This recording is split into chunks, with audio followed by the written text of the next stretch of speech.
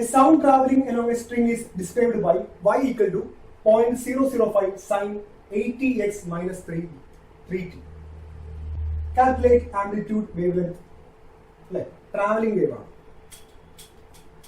അപ്പൊ അതിന്റെ ആംപ്ലിറ്റ്യൂഡ് കാണണം, വേവ് ലെങ്ത് കാണണം. ശരിയല്ലേ? അപ്പൊ നമ്മൾ ആദ്യമേ ഇക്വേഷൻ നോക്കാം. ട്രാവലിംഗ് വേവിന്റെ പല ഫോം നമുക്കറിയാം, 4 ഫോം അറിയാം. അതിൽ ഏത് ഫോം ആണെന്ന് കണ്ടുപിടിക്കാം. എങ്ങനെ കണ്ടുപിടിക്കാം? സൈനിന്റെ കൂടെ പുറത്ത് ആരെങ്കിലും ഉണ്ടോ നോക്കാം. ആരെങ്കിലും ഉണ്ടോ? ആരും. അപ്പൊ നമ്മുടെ ഫസ്റ്റ് ഇക്വേഷൻ തന്നെയാണ്. അപ്പൊ y is equal to എന്താ ഇക്വേഷൻ?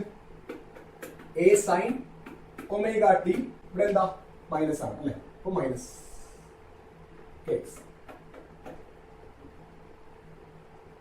Then എടുക്കുക y is equal to 0.005 sin 80x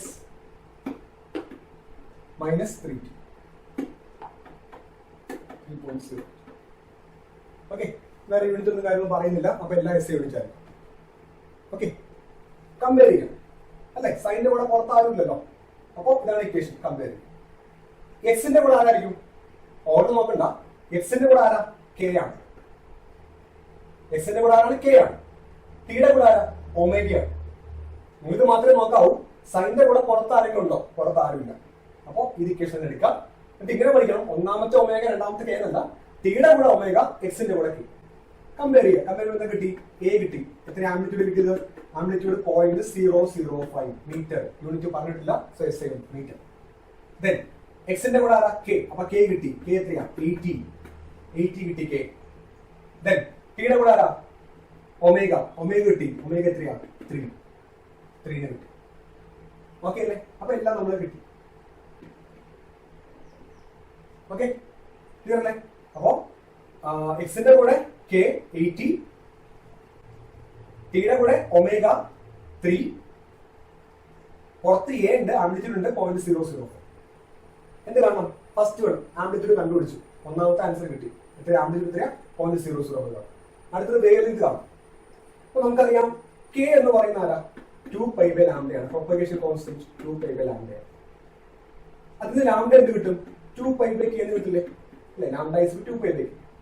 2π/k നമുക്കറിയാമോ? 80. അപ്പൊ 2π/80 മീറ്റർ ആയിരിക്കും എന്ത്? ലാംഡ എന്ന് പറയുന്നത് വേവ് ലെങ്ത്. ഓക്കെ, ആ ബി പാർട്ട് നമുക്ക് ആവശ്യമില്ല. അത് ഫോക്കസ് ചെയ്തേക്കാറില്ല. ആ ക്വസ്റ്റ്യൻ കഴിഞ്ഞു. അപ്പൊ ഒന്നുമില്ല, ഇക്വേഷൻ കണ്ടാൽ എന്ത് ചെയ്യണം? സൈനിന്റെ കൂടെ പുറത്ത് ആരെങ്കിലും നോക്കാം. അങ്ങനെ ആരും ഇല്ലെങ്കിൽ ഈ ഇക്വേഷൻ എടുക്കാം. കമ്പയർ ചെയ്യാം. കമ്പയർ ചെയ്യുമ്പോൾ പുറത്ത് സൈനിന്റെ പുറത്തുള്ള ആരാ? കൂടെ ഉള്ള ആരാ? A amplitude. സൈനിന്റെ അകത്ത് ടിയുടെ കൂടെ ഒമേഗ, എക്സിന്റെ കൂടെ ഉള്ളത് കെ. ബാക്കി നിങ്ങൾ ചെയ്യാൻ കഴിയും. ക്ലിയർ? Next question.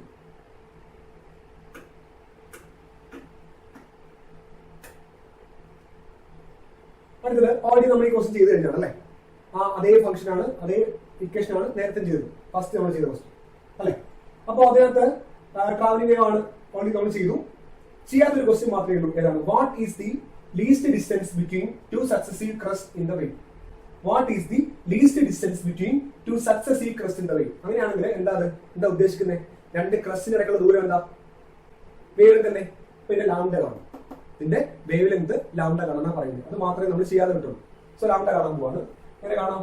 നമുക്കറിയാം സൈനിന്റെ കൂടെ പുറത്താരുമില്ല. അപ്പൊ y is equal to a sin omega t plus kx ആണ്. അപ്പൊ k നമുക്ക് കിട്ടിയല്ലോ. എക്സിന്റെ കൂടെ ഉള്ളതാണ് k 0.018. So k is equal to 0.018. 0.018 omega t plus kx. k എന്താ? 0.018. നമുക്ക് എന്താ വേണ്ടേ? Distance between successive crest. Meaning എന്താ? വേവ് കാണും, ലാംഡ ആണ്. അപ്പൊ നമുക്ക് k ആദ്യം മാറ്റാം. k എന്താ? 2π/λ ആണ്. 2π/λ ആണ് 0.018. So lambda is equal to 2π/0. Answer കിട്ടിക്കോളും. നേരത്തെ എല്ലാം സെന്റിമീറ്റർ ആയിരുന്നു. ഓക്കെ അല്ലേ? ഓക്കെ, അത്രയും.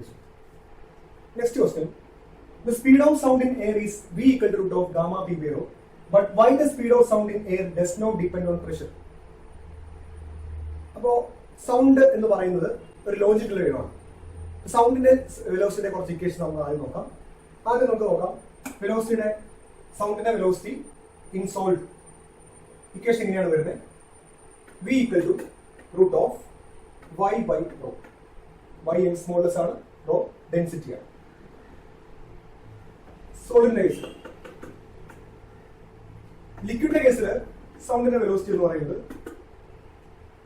v equal to root of b by rho ആണ്. b ആണ് ബൾക്ക് മോഡുലസ് ആണ്. അപ്പോൾ y യങ്സ് മോഡുലസ്, b എന്താ ബൾക്ക് മോഡുലസ്. ഗ്യാസിന്റെ കേസിൽ ന്യൂട്ടൺ കൊണ്ടുവന്ന equation b equal to root p by rho ആണ്. p പ്രഷർ ആണ്. p പ്രഷർ ആണ്. ഇത് ന്യൂട്ടൺസ് ഫോർമുല എന്ന് പറയും, ന്യൂട്ടൺസ് ഇക്വേഷൻ എന്ന് പറയും. b is equal to root of p by rho ഗ്യാസിലെ സൗണ്ടിന്റെ വെലോസിറ്റി ആണ്. പക്ഷെ ഇത് അക്യുറേറ്റ് ആയിരുന്നില്ല. ലാപ്ലേസ് ഇത് കറക്റ്റ് ചെയ്തു. അപ്പൊ ലാപ്ലേസ് കറക്റ്റഡ് ഇക്വേഷൻ വന്നു. അത് ഇക്വേഷൻ ആണ് b is equal to root of ഒരു ഗാമ ഇവിടെ വന്നു, gamma p by gamma p. ഇതാണ് ഇപ്പൊ സൗണ്ടിന്റെ വെലോസിറ്റിയുടെ എക്സാക്ട് ഇക്വേഷൻ, കറക്റ്റ് ഇക്വേഷൻ എവിടെ ഗ്യാസിൽ. അപ്പൊ 3 ഇക്വേഷൻ സൗണ്ടിന്റെ വെലോസിറ്റിക്ക്. സോളിഡ് ആണെങ്കിൽ v equal to root of gamma by y by rho. y എന്താ യങ്സ് മോഡുലസ് ആണ്, റോ ഡെൻസിറ്റി ആണ്. ലിക്വിഡ് ആണെങ്കിൽ root of b by rho, b bulk modulus ആണ്. ഗ്യാസ് ആണെങ്കിൽ കറക്റ്റ് ഇക്വേഷൻ അല്ലെങ്കിൽ ന്യൂട്ടൺസ് ലാപ്ലേസ് ഇക്വേഷൻ എന്താ root of gamma p by rho. Newton's equation എന്താ root of p by rho. Okay, അതിൽ p pressure, rho density, gamma അഡിയാബാറ്റിക്കിന്റെ cp by c എന്ന് പറയും. അല്ലെങ്കിൽ for example gamma of air എന്താണ് 1.4 ഒക്കെയാണ്. ഓക്കെ, അപ്പോ ഇവിടെ പറയുന്ന കാര്യം എന്താ, ഇവിടെ ഇതാണ് ഇവിടെ ഇക്വേഷൻ. ആ ഇക്വേഷനകത്ത് p ഉണ്ട്, എന്നിട്ടും പ്രഷർ മാറുമ്പോൾ എന്ത് ചെയ്യുന്നില്ല, ഈ ചേഞ്ച് ചെയ്യുന്നില്ല അല്ലെ. But why the speed of sound in air does not depend on pressure. അതാണ് നമ്മുടെ ക്വസ്റ്റ്യൻ. പി ഉണ്ടായിട്ട് എന്ത് ചെയ്യുന്നില്ല, പി മാറിയാലും പി മാറുന്നില്ല. എന്താ റീസൺ വെച്ചാൽ ഇതാണ് reason. At constant temperature, P by rho is a constant. P by rho മാറത്തില്ല. കോൺസ്റ്റന്റ് ടെമ്പറേച്ചർ ആണെങ്കിൽ പി ബൈ റോ മാറത്തില്ല. അതായത് പ്രഷർ കൂടിയാൽ അതിന് ആനുപാതികമായിട്ട് എന്ത് ചെയ്യും, ഡെൻസിറ്റി കൂടും. പ്രഷർ കുറഞ്ഞാൽ അതിനനുസരിച്ച് ഡെൻസിറ്റി കുറയും. ശരിയായിരുന്നു. നോക്കി, മോളിക്യൂൾസ് എല്ലാം അടുത്ത് വരുമ്പോൾ ഡെൻസിറ്റി കൂടും, പ്രഷർ കൂടൂലേ. ദൂരേക്ക് പോകുമ്പോഴോ ഡെൻസിറ്റി കുറയും, പ്രഷർ കുറയും. സോ പ്രഷർ കൂടുമ്പോൾ ഡെൻസിറ്റി കൂടും, പ്രഷർ കുറയുമ്പോൾ എന്ത് ചെയ്യും, ഡെൻസിറ്റി കുറയും. അപ്പൊ at constant temperature P by rho എന്താ കോൺസ്റ്റന്റ് ആണ്. ഇവൻ പ്രഷർ കൂടിയാലും ഡെൻസിറ്റി കൂടും, പ്രഷർ കുറഞ്ഞാലോ ഡെൻസിറ്റി കുറയും. ഓക്കെ, നോക്കി ഇവിടെ P by rho. In case P കൂടിയാലും ന്യൂമറേറ്റർ കൂടും, പക്ഷെ ആരും കൂടുന്നുണ്ട്, ഡിനോമിനേറ്റർ ആയ റോയും കൂടുന്നുണ്ട്. അപ്പൊ അത് ബാലൻസ്ഡ് ആണ്. ഇൻ കേസ് പി കുറഞ്ഞാലും ന്യൂമറേറ്റർ കുറയും, അപ്പൊ അതിനനുസരിച്ച് ആര് കുറയും, റോയും കുറയും. അപ്പോ ഇവിടെ എന്താ പറ്റുന്നത്, എപ്പോഴും അത് ബാലൻസ്ഡ് ആയിരിക്കും. പി ബൈ റോ കോൺസ്റ്റന്റ് ആയിരിക്കും. സോ പി മാറിയാലും പി മാറത്തില്ല, കാരണം പി ഒറ്റയ്ക്കല്ല മാറുന്നത്, റോയും മാറുന്നുണ്ട്. ക്ലിയർ അല്ലേ പറഞ്ഞേ? ഓക്കെ, അത് ഞാൻ വേറെ ഇതിൽ പറയാം, അതുകൂടെ നിങ്ങൾ നോക്കാം. ഇക്വേഷൻ നമുക്കറിയാം. എന്താണ് equation? b is equal to root of gamma p by rho. ഈ റോ ആരാ, റോ ഡെൻസിറ്റി ആണ്, മാസ് ബൈ വോളിയം. സോ നമുക്ക് കൊടുക്കാം root of gamma p by mass by volume. Mass by volume താഴെ മുകളിൽ പോകുമ്പോൾ ഇവിടെ വരും. ഓക്കെ, ദെൻ pv വൺ മോളാന്ന് വെച്ചോ. സോ അതെടുക്കാം നമുക്ക് pv equal to gamma rt എന്ന് പറയാം. ഗാമ rt ന്റെ so velocity is equal to root of gamma rt by pv equal to rt. ഒരു മോളാണെങ്കിൽ സോ rt by. അപ്പൊ നോക്കി, വെലോസിറ്റി എന്ന് പറയുന്നത് ഒരു ഗ്യാസിനെ സംബന്ധിച്ച് ആരെ മാത്രമേ ഡിപ്പെൻഡ് ചെയ്യുള്ളൂ, ടെമ്പറേച്ചറിനെ മാത്രമേ ഡിപ്പെൻഡ് ചെയ്യുള്ളൂ. കാരണം gamma constant for a gas, for a particular gas gamma constant. For example air ആണെങ്കിൽ 1.4. ഫോർ എ പിന്നെ ആര് കോൺസ്റ്റന്റ് ആണ്, for a particular gas molecular mass, molar mass constant ആയിരിക്കും. ഒന്നും മാറുന്ന കാര്യങ്ങളല്ല. അപ്പൊ അവിടെ വേരിയബിൾ ആര് മാത്രമേ ഉള്ളൂ, ടെമ്പറേച്ചർ മാത്രമേ ഉള്ളൂ. അപ്പൊ നമുക്ക് എന്ത് പറയാം, സൗണ്ടിന്റെ സ്പീഡ് ആരെ മാത്രമേ ഡിപ്പെൻഡ് ചെയ്യുന്നത്, ഒരു ഗ്യാസിലൂടെ പോകുന്ന സൗണ്ടിന്റെ സ്പീഡ് ആരെ മാത്രമേ ഡിപ്പെൻഡ് ചെയ്യുള്ളൂ, ടെമ്പറേച്ചറെ മാത്രമേ ഡിപ്പെൻഡ് ചെയ്യുള്ളൂ. പ്രഷർ ഡിപ്പെൻഡ് ചെയ്യുന്നതാവോ ഇല്ല. ഇക്വേഷൻ ആര് മാത്രമേ ഉള്ളൂ, വേരിയബിൾ ആയിട്ട് ടെമ്പറേച്ചർ മാത്രമേ ഉള്ളൂ. അപ്പൊ ടെമ്പറേച്ചർ മാറുമ്പോൾ, ടെമ്പറേച്ചർ ഇൻക്രീസ് ചെയ്യുമ്പോൾ വെലോസിറ്റി കൂടും, ടെമ്പറേച്ചർ കുറയുമ്പോഴോ വെലോസിറ്റി കുറയും. ഫോർ എക്സാമ്പിൾ നമുക്ക് ഇങ്ങനെ പറയാം, സമ്മറിലെ വെലോസിറ്റി സൗണ്ടിന്റെ സ്പീഡ് കൂടുതലായിരിക്കും, വിന്ററിലെ സൗണ്ടിന്റെ വെലോസിറ്റി കുറവായിരിക്കും. വേറെ റീസൺ ഉണ്ട്, ടെമ്പറേച്ചർ നമുക്ക് പറയാം. സമ്മറിൽ ടെമ്പറേച്ചർ കൂടുതലല്ലേ, വെലോസിറ്റി കൂടുതലായിരിക്കും. വിന്ററിലോ ടെമ്പറേച്ചർ കുറവാണ്, എന്താണ് വിന്ററിൽ ടെമ്പറേച്ചർ കുറവാണ്, സോ വെലോസിറ്റി എന്തായിരിക്കും, കുറവായിരിക്കും.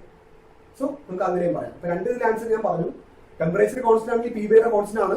സോ ഇൻ കേസ് പി കൂടിയാലും റോയും കൂടുന്നുണ്ട്, സോ ബാലൻസ്ഡ് ആണ്. ഇൻ കേസ് പി കുറഞ്ഞാലും റോയും കുറയും, ബാലൻസ്ഡ് ആണ്. സോ പ്രഷർ മാറിയോണ്ട് എന്ത് ചെയ്യുന്നില്ല, വെലോസിറ്റി മാറുന്നില്ല. നേരെ ഇതിൽ പറഞ്ഞു, ആ പി ബൈ റോ മാറ്റി, റോയെ മാറ്റി മാസ് ബൈ വോളിയം. അപ്പൊ പി വന്നു, പി ഇപ്പോൾ ഐഡിയൽ ഗ്യാസ് ഇക്വേഷൻ അപ്ലൈ ചെയ്തു, ആർ ടി എന്ന് മാത്രം എഴുതാം. So gamma R T by M for 1 mole. So നോക്കുമ്പോൾ ടി മാത്രമേ ഉള്ളൂ വേരിയബിൾ ആയിട്ട്. So velocity depends only on temperature അല്ലെ. Velocity is directly proportional to root T. V is directly proportional root T എന്ന് പറയും. ടെമ്പറേച്ചർ കൂടുമ്പോൾ velocity കൂടും, temperature കുറയുമ്പോൾ വെലോസിറ്റി കുറയും. ഓക്കെ അല്ലേ? Next question. A steel wire has a length of 12 meter and a mass of 2.10 kilogram. What is the tension in the wire if speed of transverse wave on the wire is 343 meter per second? അപ്പോൾ transverse വേവിന്റെ speed, ഒരു സ്ട്രിങ്ങിനകത്തുള്ള equation ഇതാണ്. ഒരു string transverse travel ചെയ്യുകയാണെങ്കിൽ അതിന്റെ speed, വെലോസിറ്റിക്കുള്ള equation v equal to root of t by mu ആണ്. t by mu. t tension ആണ്, v വെലോസിറ്റി ആണ്. mu എന്ന് പറയുന്നത് മാസ് പെർ യൂണിറ്റ് ലെങ്ത് ആണ്. എന്താണ് mu എന്ന് വെച്ചാൽ മാസ് പെർ യൂണിറ്റ് ലെങ്ത്, അതായത് total mass by total length. Okay, ഒരു സ്ട്രിങ്ങിനകത്തെ ട്രാൻസ്വേഴ്സ് ചെയ്യുന്ന ഇക്വേഷൻ എന്താണ്? v equal to root t by mu. t tension, mu mass അല്ല, മാസ് പെർ ലെങ്ത് ആണ്. മാസ് പെർ ലെങ്ത് നോക്കാം. നമുക്ക് എന്തൊക്കെ അറിയാം? ലെങ്ത് അറിയാം, ലെങ്ത് അറിയാം. ലെങ്ത് 12 മീറ്റർ ആണ്. മാസ് അറിയാം, മാസ് അറിയാം, മാസ് അറിയാം. എത്രയാ മാസ്? 2.10 കിലോഗ്രാം ആണ്. അങ്ങനെ മ്യൂ കാണാൻ പാടില്ലേ? മ്യൂ കിട്ടുമല്ലോ. Mu is equal to mass per length ആണ്. മാസ് എന്ന് പറയുന്നത് 2.10 കിലോഗ്രാം. യൂണിറ്റ് നോക്കണേ, കിലോഗ്രാം ആയിരിക്കണം, ലെങ്ത് ഓഫ് മീറ്റർ ആയിരിക്കണം. 2.10/12. അപ്പൊ നമുക്ക് എന്ത് കിട്ടും? അത്രയും കിലോഗ്രാം പെർ മീറ്റർ കിട്ടും. മാസ് പെർ ലെങ്ത് മ്യൂ കിട്ടിക്കോ. മ്യൂ കിട്ടിയല്ലോ. സോൾവ് ചെയ്യുമ്പോൾ മ്യൂ കിട്ടിക്കോ. നമുക്ക് എന്താ വേണ്ടേ? ടി ആണ് കണ്ടുപിടിക്കേണ്ടത്. ടെൻഷൻ. സ്പീഡ് അറിയാം. സ്പീഡ് എത്രയാ? 343 metre per second. 343 metre per second. Okay, അപ്പൊ ഒരു സ്ട്രിങ്ങിനകത്തെ വേവിന്റെ സ്പീഡ് നമുക്കറിയാം 343 മീറ്റർ പെർ സെക്കൻഡ്. പിന്നെ എന്താ കണ്ടുപിടിക്കേണ്ടത്? ടെൻഷൻ ആണ് കണ്ടുപിടിക്കേണ്ടത്. അപ്പൊ നമുക്ക് ഇക്വേഷൻ അറിയാലോ. ഈ ഇക്വേഷൻ അറിയാം. നേരെ സ്ക്വയർ ചെയ്ത് എനിക്ക് ടി ആ വേണ്ടേ, വെലോസിറ്റി അറിയാം 343. മ്യൂ കണ്ടുപിടിച്ചിട്ടുണ്ട്. ടി ആണ് വേണ്ടത്. സ്ക്വയർ ചെയ്യാം. അപ്പൊ v square is equal to t by mu എന്ന് വരും. So t is equal to v square into mu എന്ന് വരും. v square നമുക്കറിയാം, v നമുക്കറിയാം 343 ആണ്. അപ്പൊ 343 സ്ക്വയർ into mu എന്ന് വരും. ആൻസർ കിട്ടിക്കോളും. ഓക്കെ, ക്ലിയർ അല്ലേ? അപ്പൊ ഒരു പുതിയ ഇക്വേഷൻ പഠിച്ചു. സ്ട്രിങ്ങിനകത്തെ വേവിന്റെ സ്പീഡ് എന്താണ്? v equal to root of t by mu ആണ്. v equal to root of t by mu ആണ്. ടെൻഷൻ മാസ് അല്ല, മാസ് പെർ ലെങ്ത് തെറ്റിക്കരുത്. മാസ് പെർ ലെങ്ത് ആണ്, v വെലോസിറ്റി ആണ്. സോൾവ് ചെയ്യുമ്പോൾ നമുക്ക് എന്ത് കിട്ടിക്കോളും? ആൻസർ കിട്ടിക്കോളും. Okay,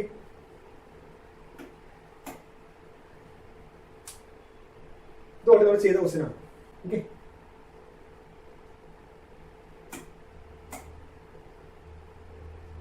write the general expression for a plane progressive wave. Progressive wave means travelling wave. അത് നമ്മളോട് എഴുതിയിട്ടുണ്ട്. 4 ഇക്വേഷൻ എഴുതില്ലേ? ഒരു ഇക്വേഷൻ എഴുതാം. പിന്നെ distinguish between transverse and launch അത് നമ്മൾ ചെയ്തു. സ്റ്റാർട്ടിംഗിൽ ചെയ്ത ക്വസ്റ്റ്യൻസ് ആണ്. അപ്പൊ അത് നമ്മൾ പഠിക്കും. സോ ഇത്രയാണ് നമ്മുടെ ഫിസിക്സിന്റെ ഫോക്കസ് ഏരിയ ക്വസ്റ്റ്യൻസ് എന്ന് പറയുന്നത്. അപ്പോൾ എക്സാമിന് ഈ ഒരു ഫോക്കസ് ഏരിയ അല്ലെങ്കിൽ ഇത്രയും ക്വസ്റ്റ്യൻസ് പഠിച്ച ഒരാൾക്ക് എന്തായാലും A+ കിട്ടുന്നതാണ്. കാരണം ഈ ഫോക്കസ് ഏരിയ ബേസിലുള്ള ക്വസ്റ്റ്യൻസ് എല്ലാം കവർ ചെയ്തിട്ടുണ്ട്. നമുക്കറിയാം ഫോക്കസ് ചെയ്യുന്നതായിരിക്കും മുഴുവൻ ക്വസ്റ്റ്യൻസ്.